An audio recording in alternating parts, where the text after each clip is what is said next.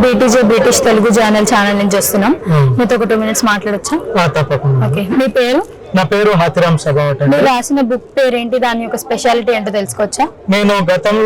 నేను రాసిన పుస్తకం గతంలో రాసింది నల్లింకు పెన్ను, తండా నుంచి ప్రపంచ మూలాల వరకు మనిషి తరపున నిలబడాల్సిన కవిత. ఇంకోటి ఇప్పుడు రాసింది నీలం రంగునది. ఇది ఆదివాసి గూడాల నుండి పాలస్తీనా వరకు, సుడాన్ వరకు జరుగుతున్న విధ్వంసం మీద, అక్కడ జరుగుతున్న మానవ హంస మనిషి కేంద్రంగా అక్కడ వాళ్ళ మీద జరుగుతున్న విధ్వంసాలకు వ్యతిరేకంగా రాసిన పుస్తకం పోయట్రీ. ఇందులో స్పెసిఫిక్ గా పోయట్రీ కంటే నేను ఇందులో వాళ్ళ వాయిసెస్ రికార్డ్ చేశాను. అంటే అక్కడ ఇక్కడ మనం మెయిన్ స్ట్రీమ్ లో మాట్లాడుతున్నాం, యాజ్ ఎ స్టూడెంట్ గా, యాజ్ ఎ మీడియాగా, లేదంటే యాజ్ ఎ యాక్టివిస్ట్ గా మనం ఇక్కడ మాట్లాడుతున్నాం. యాక్చువల్ గా గ్రౌండ్ లెవెల్లో విక్టిమ్స్ వాయిస్ ఎలా ఉంది అనేది వాళ్ళతోటే అక్కడ వాళ్ళ కాంటాక్ట్ అయ్యి వాళ్ళ వాయిసెస్ ఇందులో రికార్డ్ చేసినాం.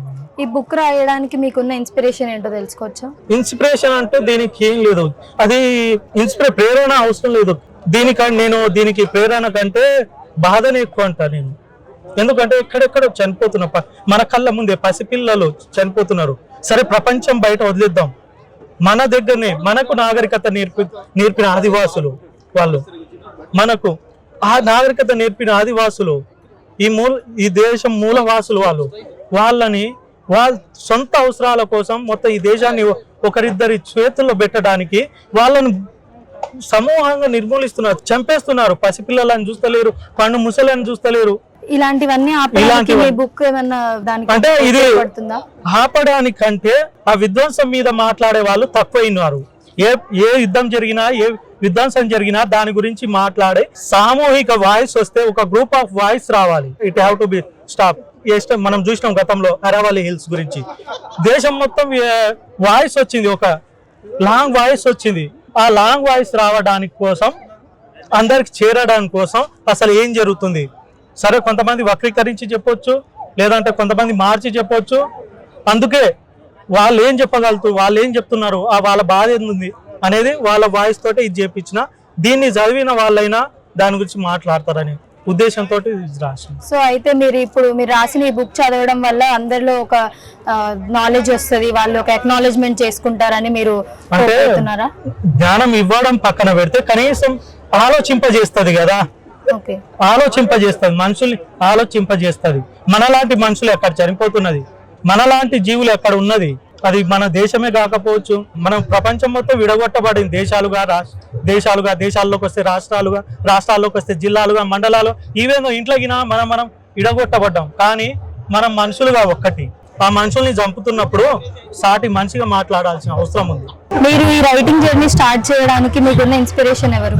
ఇప్పుడు మన దేశంలో కూడా కులం, మతం ఇలాంటి భేదం వల్ల చాలా కిల్లింగ్స్ జరుగుతున్నాయి కదా, అవన్నీ పక్కన పెట్టి మీరు ఓన్లీ పక్క దేశం వాళ్ళ గురించి మీరు ఇంత బాధాకరంగా రాయడానికి మిమ్మల్ని ఏదైనా కదిలించిన విషయం ఏమైనా ఉందా?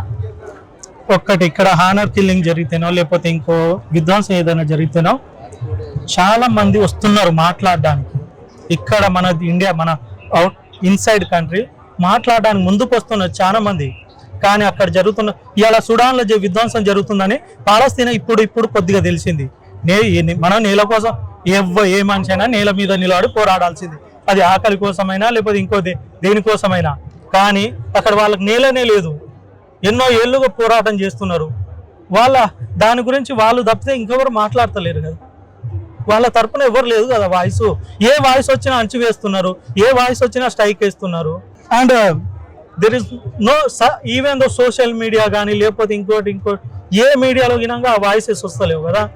అటువంటి ఇక్కడ మనం మాట్లాడుతున్నాం, సరే ఇక్కడ మాట్లాడుతున్నాం, ఇక్కడికి మాట్లాడుతూనే ఉన్నాం. కానీ అక్కడ మాట్లాడని వాళ్ళు ఎవరిని పట్టించుకోవట్లేదు, పట్టించుకోవడం లేదు వాళ్ళ కోసం. సో అయితే మీరు మన ఇండియాలో కూడా వాళ్ళ బాధలన్నీ మనం కూడా తెలుసుకోవడానికి ఈ బుక్ రాస్తున్నారా? అదే కదా, ఇప్పుడు నేను అందుకే కదా ఇక్కడ వాళ్ళ బాధల్ని రిప్రజెంట్ ఇంతకుముందే చెప్పాను నేను. ఇందులో పోయట్రీ కంటే ఇందులో మీరు ముందు మా వెనుకాల మాటలు చూడండి. ఇక్కడ ఒక పాలస్తీనా పోయేట్ అంటారు, ఇందులో ఉంటుంది. This genocide has taken much from us, our homes, our lives, our safety torn from hand, but not our truth, our faith, our hopes, bright trust. First till our people's story stayed fast. ఎంతమంది వీటి గురించి మాట్లాడుతున్నారు? ఇలా ఇండియాలో జరిగిన దాని గురించి ప్రతి ఒక్కరు మాట్లాడగలుగుతున్నారు, ముందరకు వస్తున్నారు, ఫైట్ చేస్తున్నారు. కానీ ఈ విధ్వంసం గురించి, ఆ చనిపోతున్న పసిపిల్లల గురించి సుడానే కావచ్చు, లేకపోతే ఇలా నేను ఇక్కడ ఇంకో ఎగ్జాంపుల్ చెప్తా. తర్వాత మాట్లాడే వాళ్ళు గిన ఏ విధంగా మాట్లాడుతున్నారు. ఇలా బంగ్లాదేశ్లో జరుగుతుంది విధ్వంసం, అక్కడ చూస్తున్నది ఒక మత కోణంలో చూస్తున్నారు, కానీ అది చూడాల్సింది యాజ్ ఎ మైనార్టీ కోణంలో.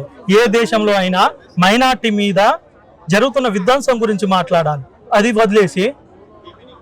వదిలేసి మైనార్టీ మీద విధ్వంసం జరుగుతుంది, మైనార్టీ అది ముస్లిమే కావచ్చు, అవతల హిందువే కావచ్చు, ఏది కావచ్చు, యాజ్ ఎ మైనార్టీగా అక్కడ వాళ్ళ వాయిస్ ఇవ్వాలి, వాళ్ళకు మన వాయిస్ ఇవ్వాలి, ఖండించాల్సిన విషయం అది. కానీ దాన్ని అక్కడ మనం ఇక్కడ నుంచి ఒక మతంగా చూస్తున్నారు, కానీ ఇక్కడ అదే విధ్వంసం ఇక్కడ ఇండియాలో జరుగుతుంది. అది నిన్న మొన్న కాదు, కొన్ని ఏళ్లుగా జరుగుతుంది. సో ఇప్పుడు రీసెంట్ గా జరిగిన బంగ్లాదేశ్ ఇష్యూ నేను కూడా చూశాను. ఇప్పుడు మన దగ్గర మన ఇండియాలో ఉన్న మెజారిటీస్, దట్ ఈస్ హిందూస్, అక్కడ ఉన్న మెజారిటీస్ ని చూసి నేర్చుకోవాలంటున్నారు. సో ఇప్పుడు మన ఇండియన్స్ ఇక్కడ ఏం ప్రొజెక్ట్ చేయాలనుకుంటున్నారు? వాళ్ళలాగా టెర్రరిజం ని మనం కూడా ఎంకరేజ్ చేయాలని ప్రొజెక్ట్ అంటే ఇక్కడ ఒక్కటి క్లారిటీ ఇవ్వాల్సిందంటే, మనకు కావాల్సింది ఏంటంటే, ఏ విధ్వంసమైనా మెజారిటీ పీపుల్ జరుగుతుంది విధ్వంసం, అది ఏ మతమైనా కావచ్చు. అది ఒకటే మతానికి ఇది ఉంటే అటువంటి విధ్వంసాలే జరుగుతాయి. కానీ మనల్ని ఇక్కడ ఏం చేస్తున్నారు, ఇక్కడ మెజారిటీ పీపుల్ ఆ విధ్వంసం నుంచి చూసుకొని నేర్చుకోవాలంటారు. అంటే దాదాపు ఇండైరెక్ట్ టెర్రరిజాన్ని మనం గినా నేర్చుకోవాలని చెప్తున్నట్టే కదా. మనం అది కాదు కదా నేర్చుకోవాల్సింది, మనం మైనార్టీ హక్కుల కోసం మాట్లాడాలి. ఏ రిలీజియన్ అయినా మైనార్టీకి వస్తే ఎటువంటి సిచ్యువేషన్ ఏ విధంగా ఎదురవుతుందో అక్కడ చూసి ఆ లెసన్స్ నేర్చుకోవాలి. కానీ ఇక్కడ ఉన్న మెజారిటీ పీపుల్ ఏం చేస్తున్నారు అంటే, ఆ మెజారిటీ పీపుల్స్ సృష్టించే విధ్వంసాన్ని వీళ్ళు ఇక్కడ ప్రోట్రేట్ చేస్తున్నారు. వాళ్ళు చూసి నేర్చుకోండి, వాళ్ళ లెక్క ముందరకు రావాలి. అంటే ఒక రకంగా విధ్వంసాన్ని పోర్ట్రే చేస్తున్నట్టు. సో ఇప్పుడు మీరు ఇంకా ఏమన్నా మీ బుక్స్ గురించి మీరు ఏమైనా చెప్పాలనుకుంటున్నారా? అంటే నేను ఇక్కడ పుస్తకం గురించి కాదు, కానీ ఈ మధ్య సోషల్ మీడియా కొద్దిగా చరిత్ర చెప్పుకుంటూ వస్తున్నారు.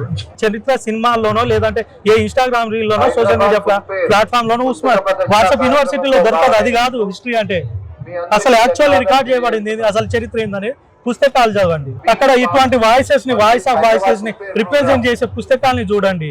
మాక్సిమం ఈ మధ్య మొత్తం ప్రాపగండా మూవీస్ ఎక్కువైపోయినాయి. First just leave those move A part of from movies. ఆ మూవీస్ నుండి పక్కకు రండి, ముందు యాక్చువల్ చరిత్ర చదవండి, దానికోసం పుస్తకాలు పట్టండి. అండ్ ఇంకో వన్ థింగ్ పుస్తకాలు అనే పోర్ట్రే విషయంలో ఇలా యూనివర్సిటీస్లలో మొత్తం ఈ రీడింగ్ కల్చర్ అనేది వెళ్ళిపోయింది, పూర్తిగా ఇదైపోయింది. ఈవెన్ దో ఎగ్జామ్స్ అప్పుడు గినంగా వాళ్ళు చదవడం మానేసారు. ఆ రీడింగ్ కల్చర్ ప్రమోట్ చేయడం కోసం మేము యూనివర్సిటీస్లల్లో లుక్ ఏ బుక్ అనే పేరుతోటి ఎవ్రీ సండే కాకతీయ యూనివర్సిటీలో స్టార్ట్ చేసినాం ఓపెన్ రీడింగ్ కల్చర్. మీరు 4 గంటలు ఉంటుంది, రండి, మీకు నచ్చిన పుస్తకం చదవండి, వెళ్ళండి. ఇంకొన్ని రోజులలో మిగతా యూనివర్సిటీలలో పోయినా లుక్ ఏ బుక్ అనే ప్రోగ్రామ్ మేము ఇది చేస్తాం. ఎందుకంటే పుస్తకాన్ని తీసుకెళ్లాల్సిన అవసరం ఉంది. వాళ్ళు చరిత్రను సినిమాల ద్వారా మార్పు చేసుకుంటూ వస్తారు. ఇవాళ పుస్తకాల నుంచి మన చేతుల్లోకి వచ్చిన చరిత్ర, అంటే చరిత్ర విలువ, మన చరిత్ర నిజమైన చరిత్ర మన చేతుల్లోకి వచ్చినట్టు కాదది, విధ్వంసం మన చేతిలోకి వచ్చినట్టు. ఏదైతే ఆ విషయాన్ని నింపుతున్నారు, వక్రీకరించుకుంటా ఆ విషయాన్ని మన మెదల్లోకి నింపుతున్నారు. ఇదే ఇప్పుడు మీరు పుస్తకాలు చదవడం వల్ల మన యువతకి చరిత్ర కావచ్చు, లేదంటే ఈ ఏదైతే వాస్తవం ఏం జరుగుతుందో గ్రౌండ్ రియాలిటీలో అది తెలవాలంటే పుస్తకాలు చదవాలి. Thank you.